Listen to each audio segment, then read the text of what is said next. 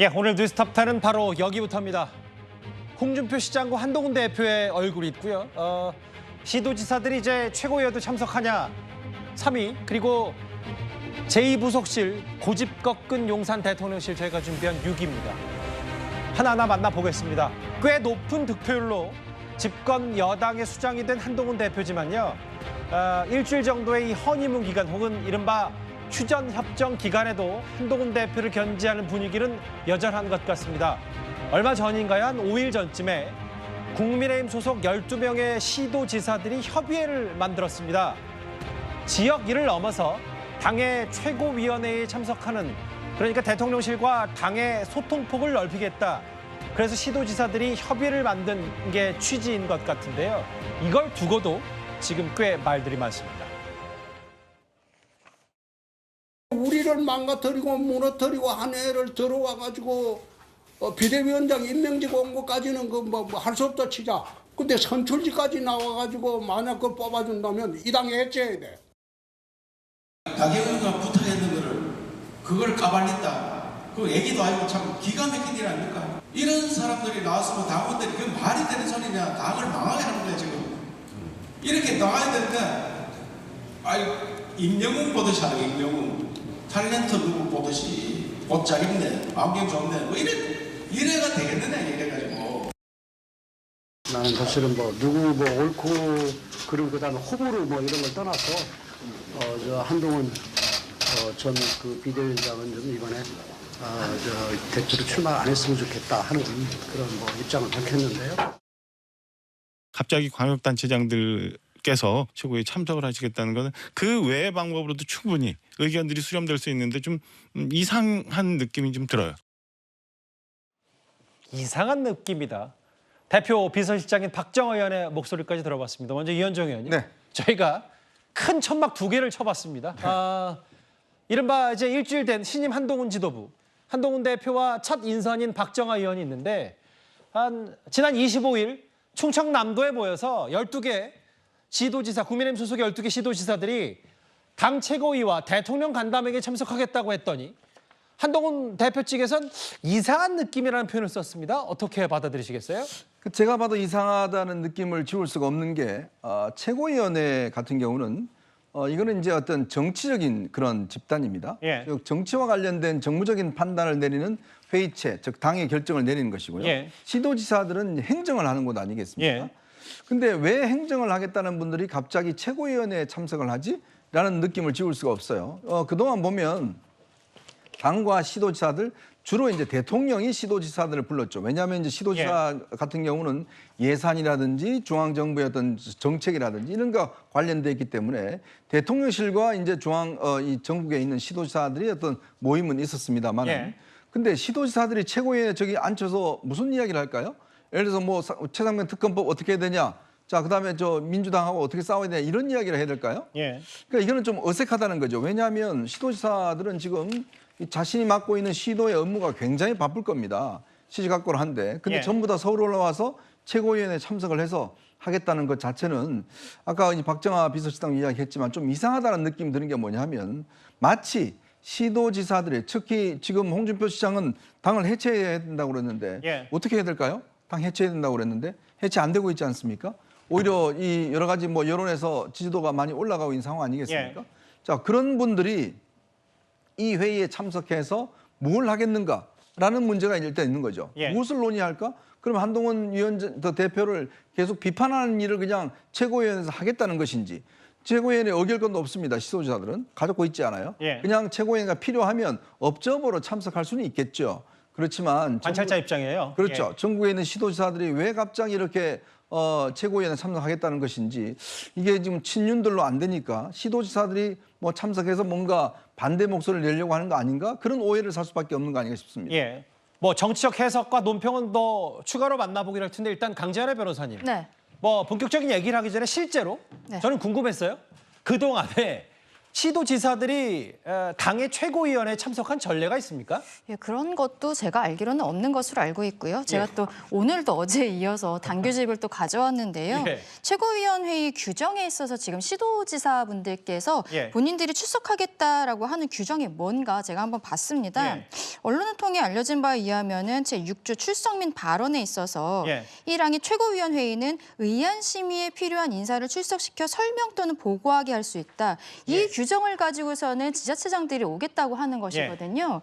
그런데 지금 제가 읽어드린 것처럼 일단은 주어 자체가 최고위원 회의입니다. 예. 최고위원 회의에서 필요한 경우에 어떤 인사를 출석시켜서 설명하게 하는 것인데 이런 것들이 지금 지자체장분들이 지금 관련되어 있는 이슈가 있는 것도 아니고 예. 조금 아까 이현정 위원께서는 지자체장들이 어떤 옵저버로서 최고위원회에 들어갈 수는 있지 않을까라고 말씀하셨지만 저는 이분들이 옵저버로서 들어갈 수 있는 규정 자체도 찾아보니까 없어요. 잠시만요. 그러니까 그 정확한 문장을 한번 다시 읽어주시겠어요? 지금 최고위원회의는 의안 심의에 필요한 인사를 출석시켜 설명 또는 보고하게 할 수 있다. 아하. 이것이 출석 및 발언에 있어서 1항이고요. 예. 2항은요. 최고위원회의는 필요시 국민정책위원단을 출석시켜 의견을 청취할 수 있다라고 되어 있습니다. 예. 그런데 이 지자체장분들이 국민정책위원단도 아니잖아요. 예. 그러니까 이분들이 지금 1항으로 본인들이 무슨 필요한 인사라고 이야기를 하시는 것 같은데 예. 이 세 분의 인사가 필요한 인사인지 특히 홍준표 시장 같은 경우에는 법조인이시잖아요. 예. 이런 당규 본인이 오랫동안 당을 지켜오시면서 더 잘 알고 계실 것으로 저는 생각을 하는데 예. 어떠한 해석을 하셔서 출석하시겠다고 하는 것인지 좀 이해가 되지 않는다. 저는 이현정 의원님 말씀에서 옵저버라는 것도 이 규정이 없기 때문에 예. 사실상 최고위원회의에 참석하는 것 자체가 불가능한 것이 아닌가라고도 생각을 합니다. 이틀 연속으로 당원 당규집을 가져오셨어요? 네. 무거우시니까 저희한테 맡겨두시고 가셔도 됩니다. 그 정도면. 참고로요. 예. 전당대회 때 예. 홍준표 시장은 참석하지도 않았습니다. 예. 그러니까 전당대회 때도 참석하지 않는 분이 예. 최고위원회에 참석하겠다는 건 좀 어색하지 않을까요? 일단 애둘러서 당대표 비서실장인 박정화 의원도 왜 갑자기 참석해서 이상한 느낌이다. 뭐 일단 협의회 만들어서 최고위 한번 가겠다는 건데 강정혜 변호사의 이제 당원 당규집 설명에 따르면 일단 규정에는 없는 것 같다. 다음 화면 보겠습니다. 그런데 이게 바로 7년 전 사진이에요. 그 당시 자유한국당의 홍준표 대표 그리고 이번에 한동훈 대표를 가리켜서 팬덤을 가수 임영웅 씨에 비교했던 이철우 최고위원 그리고 이번에 이 협의회가 만난 장소가 충청남도인데 김태용 충남지사 생각해보니까 이 세 명이 이른바 홍준표 대표 시절에 한솥밥을 먹었던 또 이런 과거 사례가 있습니다. 네, 그렇습니다. 2017년 자유한국당 그 당시에 홍준표 대표 그리고 이철우 최고위원, 김태흠 최고위원으로 해서 예. 이분들이 세 분이 같이 활동을 하셨죠. 예. 과연 저 때에도 각 시도 자치단체장들이 최고위원회에 참여한다고 했었을까? 또는 참여한다고 했을 때 홍 대표 같은 경우에 홍준표 당시 대표 같은 경우에는 그 부분을 쉽게 용인하고 받아줬을까 하는 부분에 있어서 보면 아닐 거다라는 생각이 들고요. 예. 이 세 분들이 공교롭게도 예. 이번 전당대회 과정에서 한동훈 후보에 대해서 가장 강력한 그 비판을 해왔던 상황이었기 때문에 예. 이 세 분들의 그 지금의 이 한 자리에 모인 것이 예사롭지 않다. 이것은 분명히 한동훈 대표에 대한 견제구를 강하게 던지고 있는 것이 아니냐 이렇게 해석할 수밖에 없는 모습이다라고 보여집니다. 그 사실 좀 기억을 되돌려 봐도 이런 부분이 있겠죠. 그러니까 한동훈 대표가 그 처음에는 다른 전당대회 경쟁자 중에 나경원, 원희룡 두 후보가 먼저 영남, 대구를 찾았었고 한동훈 대표의 면담 불발. 그런데 홍준표 시장이 사실 뭐 한동훈 대표 비판에 뭐 추가 설명을 하지 않더라도 선봉에 서 있는 인물이기도 하고 이철우 지사도 뭐 이런 비판을 하면서 실제로 면담이 불발된 전례가 있었는데 시도지사 협의회를 만든다. 이게 마치 갓 출범한 한동훈 대표 체제 견제용 아니냐라는 해석들을 좀 많이 해주셨는데 다음 화면을 보겠습니다. 예, 이런 것 같아요. 물론 앞에 계신 세 분이 굳이 뭐 시도지사들이 협의회 만들어서 당 최고위원회 참석할 이유가 뭐 있냐 좀 비판 일색이셔서 일단 시도지사들은 당정, 대통령실 이런 가교 역할, 지역 행정을 넘어서 좀 더 우리도 적극적으로 하고 싶다는 핵심 취지이기 때문에 그걸 폄훼하실 필요는 없어요. 다만 이런 건 있겠죠. 여기 보면 한동훈 대표를 외롭게 하지 말라는 시그널, 신호를 한동훈 대표와 반대편에 있는 사람들은 잘못 받아들이고 있는 건 아닌지 김경률 전 비대위원이 이런 말을 했기 때문에 제가 질문을 드린 거거든요. 그러니까 잘못 받아들인 것이 아니고요. 애초에 신호가 그 신호였다고 저는 해석을 합니다. 한동훈 대표는 지금 정신 바짝 차리셔야 돼요. 그 이전에 당원과 국민들에 의해서 뽑혔던 당대표가 석연치 않은 이유로 다 물러났거든요. 예. 본인이 세 번째 주인공이 될 수도 있습니다. 그러면 지금 저는요. 전당대회 이후에 대통령이나 대통령실 그리고 대통령을 뭐 호가호위하시는 분들이 제가 그냥 제3자 입장에서 볼 때는 목리를 부리는 것으로 보여요.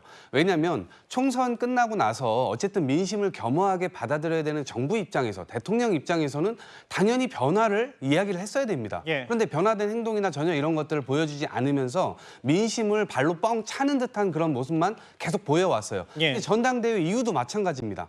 이제는 민심 플러스 당심까지 더해진 이 결과가 결국 대통령을 심판한 거였거든요. 예. 근데 여전히 대통령은 움직일 기세를 보이지 않고 있습니다. 저는 이 시점에서 그러면 시도지사들이 이렇게까지 움직이는 이유는 뭘까? 그냥 감감히 고민을 좀 해보니까 대통령께서 일종의 예산 이런 것들을 통해서 시도지사들을 또 이렇게 컨트롤하고 있는 것이 아닌가 이런 생각이 좀 들고 저분들은 결국 본인이 원하는 것들을 이제 얻어내려고 하는 것일 텐데 저는 적어도 저런 일을 하려면 정치적 견제가 아니라 예. 과거에 본인들이 없앴던 부울경 메가시티라든지 아니면 지방 이 소멸되고 있는 이러한 거대한 이 흐름 속에서 어떻게 하면 윤석열 정부가 함께 힘을 합쳐서 성공할 수 있냐. 그러면서 한동훈 당대표를 잘 보좌하겠다 하면서 힘을 모으는 그런 정도의 수순이라면 국민들에게 지지를 받을 수 있을 겁니다. 그런데 그게 아니죠.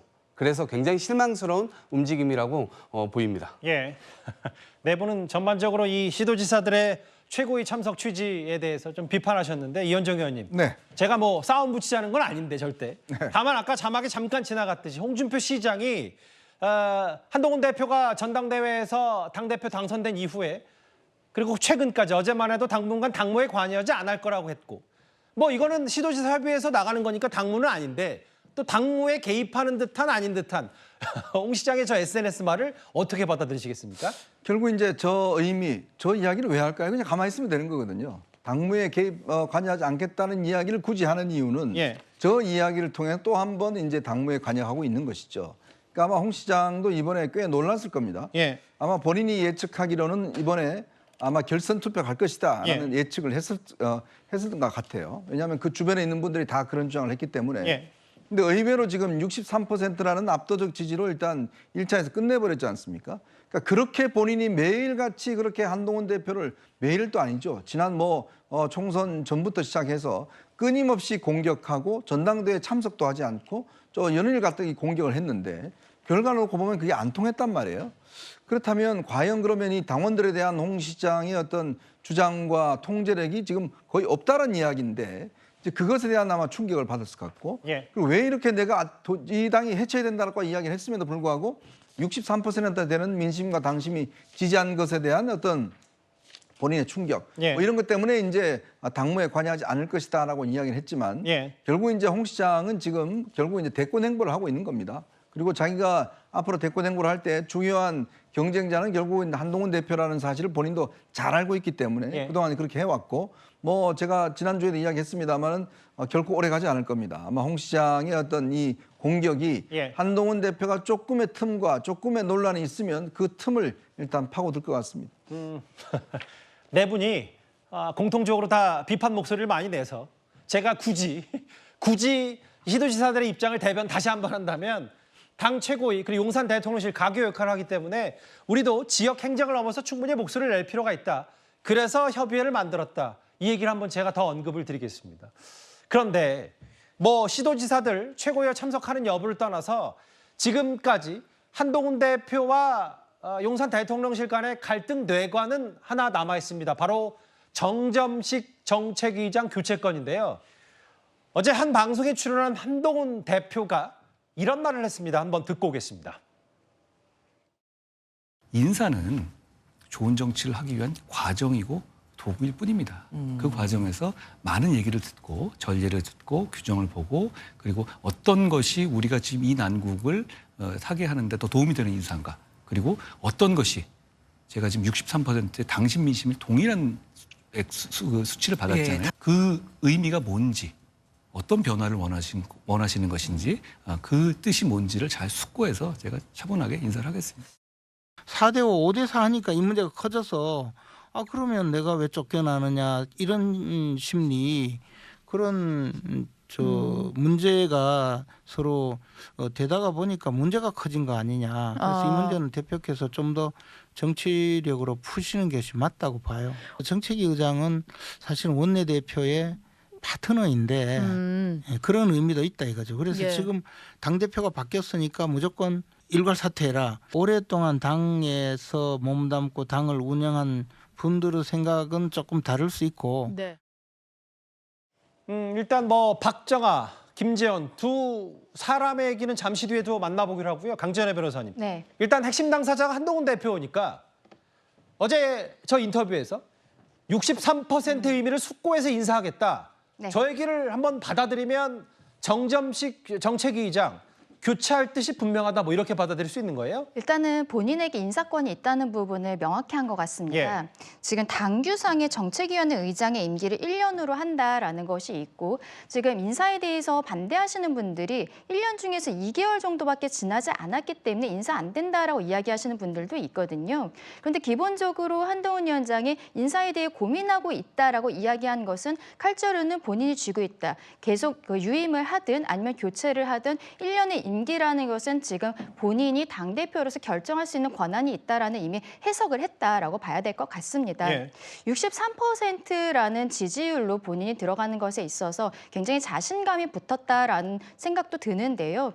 기본적으로 정전식 의장의 경우에는 황우여 비대위원 체제에서 임명이 되었는데 당시에는 혁신형이라기보다는 관리형 비대위였고, 그리고 이번에 한동훈 대표가 들어오면서 당의 어떤 정책적인 부분들에 있어서 변화를 예고하지 않았습니까? 정책위 의장이 하는 일이 바로 그런 당 정책에 있어서 이런 것들을 당정 간의 협의 같은 것을 하는 역할이 지금 규정이 되어 있거든요.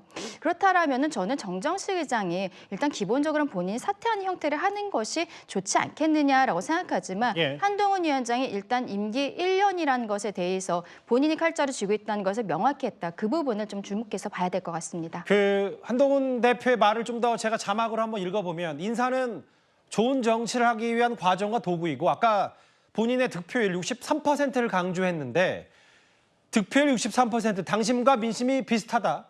이 63%의 의미를 숙고해서 인사할 것이다. 이걸 뭐만 원론적으로 해석하면 이거 당심 민심 받들어서 정점식 정책위의장 교체에도 무게를 두고 있다, 이런 얘기인데, 뭐 버티기라고 물음표를 달아놨습니다만 정점식 정책위의장은 본인 스스로 이렇다 저렇다 언급은 피하고 있고요.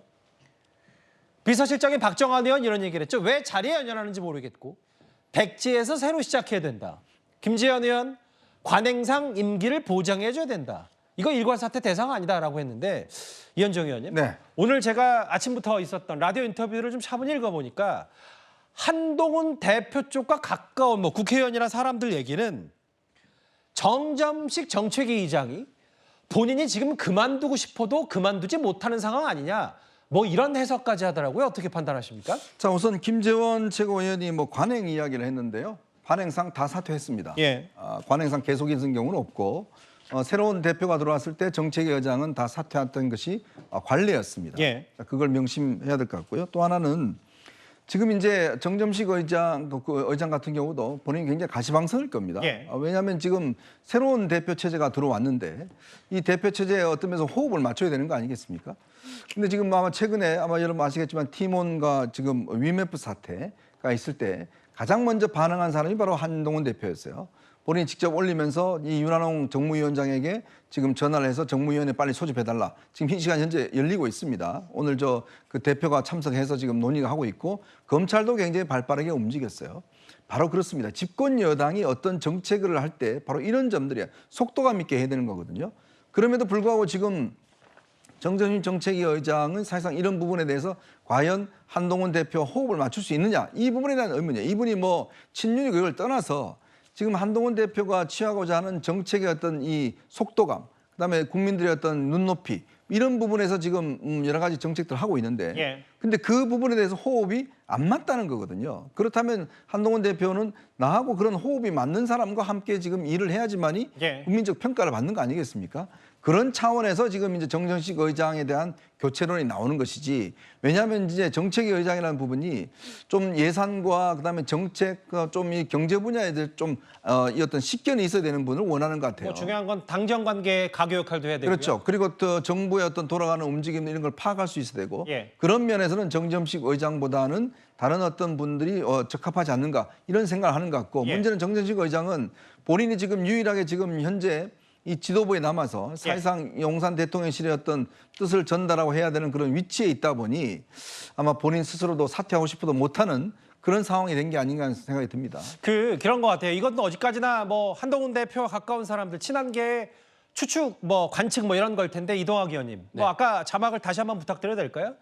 그러니까 정점식 정책위의장도 본인의 이제 그 자리가 이렇게 그 당대표 초반에 뇌관이 될 줄은 예상을 못했을 수도 있고 용산이 뒤에 있기 때문에 정점식 정책위의장도 본인의 용단을 못 내린다.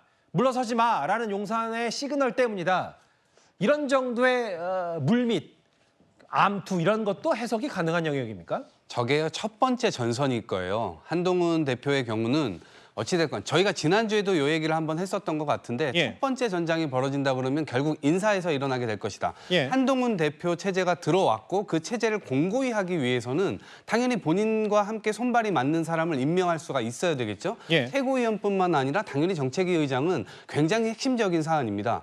한동훈 대표가 뭘 하고 싶다 하더라도 드라이브를 걸려고 하면 정책위 의장의 보좌가 필요합니다. 그런데 정책위 의장은 누구에게 충성을 하겠습니까? 당연히 대통령에게 충성을 하겠죠. 한동훈 대표에게는 오히려 이런 것들을 사사건건 방해하는 요소가 될 겁니다. 그래서 굉장히 한동훈 체제가 불안하게 보여질 수가 있고 이 지점에서 한동훈 대표는 고민이 좀 들 거예요. 지금 화합과 통합 하나가 되자 이런 주장들을 계속해서 대통령실과 대통령 지지자들이 계속 하고 있잖아요. 예. 그러니까 이게 결국 그 목소리를 받아들여서 하게 되면 실제로 본인이 앞으로 할 수 있는 역할 자체가 굉장히 축소가 될 겁니다. 그리고 정책위 의장을 본인이 하고 싶은 사람을 만약에 임명한다 하더라도 결국 원내대표하고 또 협의를 해야 되고요. 예. 그게 첫 번째 또 허들이 하나가 있고 두 번째 허들은 그렇게 원내대표를 설득한다 하더라도 원내 전체 회의에서 추인을 받아야 돼요. 여기에서 만약에 전체 의원들의 비토가 또 굉장히 크게 나올 경우에 예. 한동훈 지도력에 굉장히 큰 타격을 받을 수가 있죠. 근데 그래서 그런 것 때문에 혹시 우물쭈물하다가는 저는 오히려 더 큰 피해가 된다. 그래서 한동훈 대표가 제가 아까 정신 바짝 차리시라고 말씀을 드렸는데 이 지금 본인이 갖고 있는 그리고 본인에게 짊어져 있는 민심과 당심이라는 것을 잊지 않으면 예. 그 힘을 갖고 밀고 나가면 결국 대통령실도 변하게 돼 있다. 제가 민주당이지만 이렇게 말씀드리는 이유는 정부 여당이 바로 서야 됩니다. 알겠습니다. 대통령이 정말 변해야 됩니다. 그거를 지금 안고 있는 거예요. 그거를 유념하시면 좋겠습니다. 뭐 한 대표 이동학 의원 말씀 뭐 들으셨는지 모르겠지만 정신 바짝 차리고 있을 거예요. 그래서 김준욱 대변인님. 당 윤리위원장 교체 얘기도 어제 저희 뉴스의 보도로도 나왔는데 실제로 이렇게 본인도 어쨌든 정책위의장 말고 당 윤리위원장 이런 부분까지도 교체 검토다. 이런 부분들이 이제 본인이 어떻게 한동훈 색채를 입힐지에 대한 고민의 깊이일 것 같아요. 그런 고민의 깊이가 지금 너무 느리다라고 보여지고요. 고민이 왜 늦냐? 지금 오늘로써 한동훈 대표 체제가 출범한 지 딱 일주일 됐지 않았습니까? 예. 그런데 정무직, 당직 인사가 지금 딱 2명밖에 안 났어요. 박정아 비서실장하고 서범수 사무총장 2명밖에 안 났는데 보통 이 정도 시점이 되면요. 정무직 당직자들이 인선이 굉장히 속도감 있게 나와야 돼요. 예를 들면 대변인이라든지 대변인 같은 경우에는 당대표의 입 아닙니까? 예. 그런데 지금 그런 부분들이 전혀 안 나오고 있다는 게 일단 첫 번째 좀 이상하다라는 느낌이 들고요. 두 번째는 정책위 의장까지는 뭐 지도부의 인사이기 때문에 당연히 뭐 교체 대상이 될 수도 있고 논의의 대상이 나와야 되는데 지금 가장 그 중요한 인물이 누구냐면 지명직 최고위원인데 지명직 최고위원에 대한 얘기는 안 나오고 있어요. 그리고 오히려 당 윤리위원장 교체 얘기가 나오고 있는데 예. 저것은 아마도 지금 한동훈 대표가 뭔가 불안감을 느끼고 있는 게 아닌가라는 생각이 들어요. 왜냐하면 지금 이준석 대표가 21년도에 대표가 되고 나서 예. 이준석 대표가 대표 자리에서 쫓겨났던 것이 어떤 과정을 거쳤냐 하면 당 윤리위에 그 제소가 됐고요. 맞아요. 거기에서 징계를 통해서 당원권 정지가 됐고 이런 과정들을 통해서 당대표에서 물러나는 그런 상황이 생겼는데 이런 부분들이 소위 얘기하는 김옥균 프로젝트하고도 다 그 맥이 다 있는 거 아니냐 이렇게 해석할 수 있거든요. 예. 그렇다면 지금 한동훈 대표 같은 경우에는 다른 중요한 먼저 우선적으로 해야 되는 인사보다 당 윤리위원장까지 교체한다라는 거. 저희 민주당에서는 거의 윤리위원장 같은 경우에는 임기를 보장합니다. 예. 그럼에도 불구하고 지금 대표가 된 지 일주일 만에 윤리위원장부터 예. 교체하겠다고 하는 거. 이거는 아무래도 당내의 상황이 뭔가 심상치 않게 돌아가고 있는 게 아닌가라는 것을 반증하고 있는 게 아니라가 예측해 볼 수 있겠습니다. 일단 뭐 교체 검토니까요. 뭐 여러 가지 보도 내용 한번 봐야죠. 그런데 이거 제가 지금 얘기 드리고 지금부터 만나볼 이 얘기는 뭐 정색하고 얘기할 건 아닌데 이런 기류도 하나 있습니다.